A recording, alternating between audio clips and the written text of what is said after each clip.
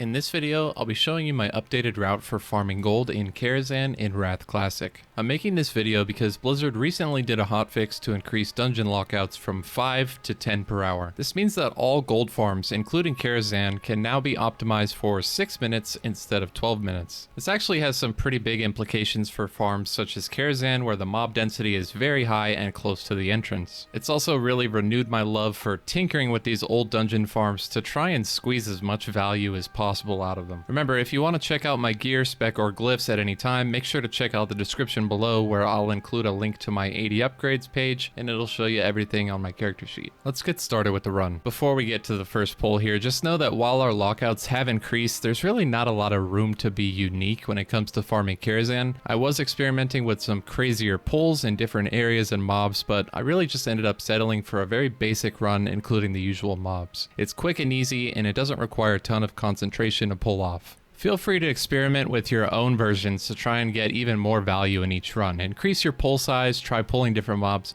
see what works for you. Our main goal here is to just pull as many mobs as we possibly can within 6 minutes. We're going to get started here with a big pull starting in Moreau's dining room and through this little dancing hall area where we end up in the staircase to kill all the mobs. It happened kind of fast there, but once you have all the mobs in Moreau's room pulled, you'll want to rocket boots away through the dance hall and use your Consecration and Holy Wrath abilities as your pulling tools. I also usually wear 2 pieces of T9 in order to get a lower cooldown on my Hand of Reckoning ability, because it's a really nice thing to have when you're dealing with these groups of mobs that are far apart. During the first kill phase here, I like to pop wings and try to find these high health targets to heal off of with Seal of Light. Usually the Phantom Valets are the ones that I go for first, and then the other colored nameplates you can see here are the other targets I try and grab. Occasionally you will get a skeletal waiter in your pull, in which case you need to kill him first, because if he debuffs you, then you're going to turn into a skeleton and you're pretty much going to die instantly. You can try and maintain your Libram of Valiance proc if you have it, otherwise just stick to Seal of Light for this pull. I tend to use a lot of DPS gear to increase my damage, so my avoidance is really low here, but if you find good targets to heal off of, then it shouldn't be a problem. If you have any difficulty with this pull, you can always break it up into 2 smaller pulls. I always finish the usual run in about 4 minutes, so you definitely have some time to spare if you have bad gear. Just remember your main goal is to get out of here in 6 minutes total.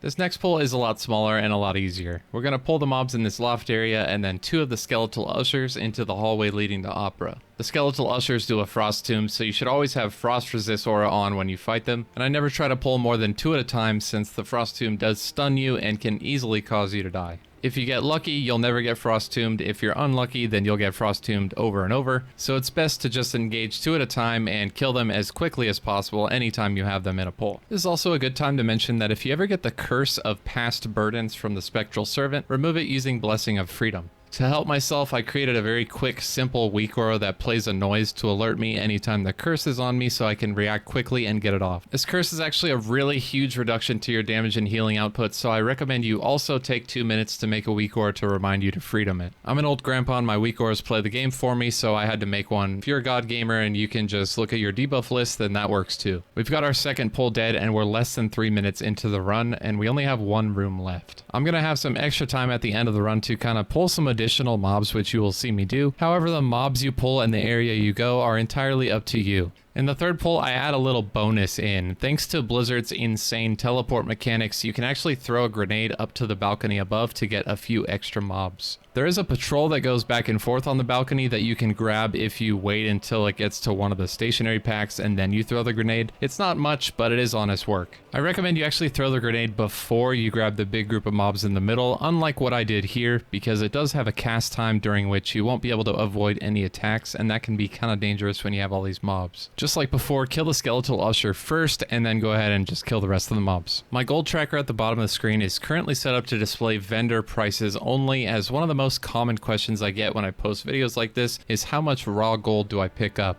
I generally make much more than what is displayed on the gold tracker here because first, I am an enchanter, so I do disenchant a lot of the greens and epics and sell the mats on the auction house. And secondly, I usually do try to sell the better itemized greens as well, especially with the inclusion of the random dungeon finder. A lot of the times you can find buyers for these better optimized greens like spell damage or strength, stamina type gear. So if you're not just a mindless vendor bot, then I do suggest you try to make better use of the items you pick up in here by selling them the ones that look good on the auction house or sending them to an alt with enchanting, things of that nature. However, if you do want to just come in and kill as much as possible, loot it up, and then walk right out and sell it all to a vendor, you definitely can do that as well. But there really is going to be a lot of value that you would have missed out on because you're just vendoring things instead of trying to sell it. Anyways, you can see here that I decided to come down into the kitchen area to get a few more kills before jumping down to reset. I figured this was on the way to the portal and I had some spare time, so I thought it was a good idea. If you want to try and kill some of the shield slam mobs above attunement, then you can try that out as well. They work just fine and they're good value, but for this basic run, I figured there just wasn't enough time to kill them all, and as far as difficulty goes, you can't really pull all of them at once because you just get stun locked and die. So in order to keep it nice and easy, I decided to not include them in this video. This is really also just the first video in the new 6-minute format, as there's a lot of farms that need to be optimized for 6-minute runs, and I just can't wait to hop into the next dungeon and do some science to share with you guys. I feel like I'm finally having a bit of fun with it again, and I'm looking forward to all the new faces in Discord as well. Anyways, that's going to be it for this one. Don't forget to subscribe to my channel so you don't miss out on the next farming video, and I hope you enjoyed today's content. Thank you so much for watching, and I will see you in the next one.